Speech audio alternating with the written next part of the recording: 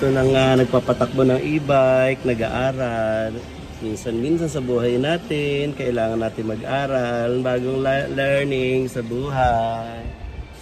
Yun, ako, here I am, driving ng e-bike.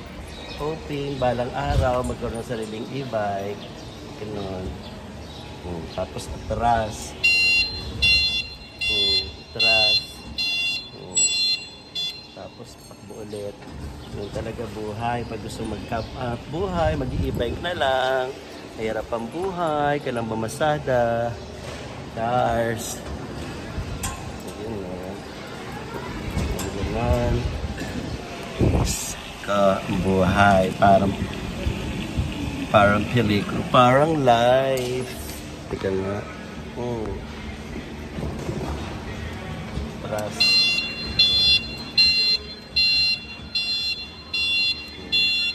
Ingay pa lang ito pag umaatras.